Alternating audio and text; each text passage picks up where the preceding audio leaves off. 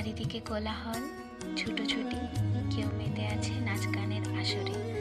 আত্মীয় স্বজন, বন্ধু বান্ধবের সমাগম চারিদিকে। সবাই আজ অনেক খুশি। এত আনন্দ খুশির মাঝেও শুধু খুশি নেই সেই মেয়েটা, যে একজনকে খুব করে ভালোবেসেছিল বিয়ে করবে বলে। হ্যাঁ, মেয়েটির আজ বিয়ে, তবে সেই ছেলেটির সঙ্গে নয় যাকে নিয়ে সে স্বপ্ন দেখত। পারিবারিকভাবেই অনেকটা জোর করে মেয়েটাকে বাধ্য করা হয়েছে। মেয়েটার প্রেমিক তাকে পাওয়ার এতটুকু মাত্র চেষ্টা করেনি। মেয়েটা বুঝলো এসব ভালোবাসা তার মতো মেয়েদের জন্য না, যারা কাউকে নিজেকে নিঃস্ব করে ভালোবাসে। গায়ে হলুদের আসরে মেয়েটা ভেবেছিল নিজেকে শেষ করে দেবে। কি লাভ এই জীবন রেখে? তার জীবন তো আজ এলোমেলো হয়েই গেছে। সে পারবে না নতুন করে আর কাউকে ভালোবাসতে। তবে কেন একটা ছেলের জীবন নষ্ট করবে সে? সকল ভাবনার মাঝেও সে বাবার মুখের দিকে চেয়ে কিছু করেনি। সারা জীবন তো বোঝা হয়ে থেকে গেছিল মেয়েটা। আজ না হয় বাবাকে মান সম্মান হারানোর মতো একটা বোঝা নাই বা দিল। সে অনেক করে বলেছিল, বাবা থেকে যায় না আমি তোমাদের সাথে? খুব কি সমস্যা হবে আমি তোমাদের সাথে থাকলে?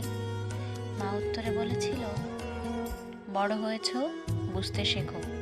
মেয়ে হয়ে জন্মেছ, বিয়ে করে অন্যের ঘরে যেতেই হবে, এটাই নিয়ম। মেয়েটা থমকে গেছিল। রাতের আধারে ঘুমরে ঘুমরে কাঁদত মেয়েটা। আজকের এই দিনে মেয়েটা সেই পুরনো দিনগুলো মনে করছে আর অনবরত চোখের জল ফেলছে। কেউ জানতে চায়নি সে কি চায়, তার ভেতর কি চলছে। বিয়ে সম্পন্ন করে তাকে নিয়ে আসা হয়েছে এক নতুন বাড়িতে। ভয়ে ভয়ে আছে মেয়েটা। হয়তো এখানেও সে পরিণত হবে বোঝাতে। মেয়েটার স্বামী আপ্রাণ চেষ্টায় থাকে মেয়েটির মন পাবার। তার ছোট ছোট জিনিসের খেয়াল রাখে। তার কি পছন্দ অপছন্দ সব কিছুকে যেন সে আওড়ে নিয়েছে। কিন্তু না, মেয়েটা তবুও ভালোবাসতে পারেনি তার স্বামীকে। মেয়েটা সংসার ধর্ম পালন করলেও স্ত্রী ধর্মে সে আজ ব্যর্থ। হয়তো যার সাথে সংসার করতে চেয়েছিল তাকে পেলে জীবনটাই আজ অন্যরকম হতো তার। অতীত তার পিছু ছাড়েনি কোনোদিন, আর সে বর্তমানটাকে মেনে নিতে চায় না। তার স্বামী তাকে পাগলের মতো ভালোবাসে, ঠিক যেমনটা মেয়েটি ভালোবেসেছিল তার প্রেমিককে। দায়িত্ব পালনের তাগিদ আর সমাজের কটু কথা থেকে বিরত থাকতেই মেয়েটা রয়ে গেছে আজ একসাথে। আজ তাদের বিবাহ বার্ষিকী। আজ আবার বাড়িটা সেজে উঠেছে রং মশালে। বিশাল একটা কেক আনা হয়েছে। মেয়েটির বাবা মাও এসেছে আজ। বেশ রমরমা একটা পরিবেশ। কেক কাটা পর্ব শেষে মেয়েটা চলে আসে ছাদে, নিরিবিলিতে। তাকে খুঁজতে খুঁজতে তার মাও পৌঁছে যায় ছাদে। কারো মুখে কথা নেই। নীরবতা ভেঙে তার মাই বলে উঠল, কি রে, চলে এলি যে? কিন্তু কোনো উত্তর পেল না। তার মেয়েটা যে বড্ড অভিমানী। মেয়েটির মা আবার বলে উঠল, এখনো কি এত অভিমান তোর আমাদের ওপর? এখনো রাগ করে থাকবি? আচ্ছা, তুই এই বিয়েতে খুশি তো? মেয়েটা একটা তাচ্ছিল্যের হাসি দিয়ে বলল, হ্যাঁ, কেন খুশি থাকবো না, খুব খুশি আমি। এই তো দেখো না, আমার একটা নিজস্ব সংসার হয়েছে, ঠিক যেমনটা তোমরা চেয়েছিলে। আমারও এখন একটা বাড়ি হয়েছে। জানো মা, এখানে আমাকে এখনো কেউ বোঝা ভাবেনি, সেটাতেই অবাক লাগে। মেয়ে মানেই তো বোঝা, তাই না বলো?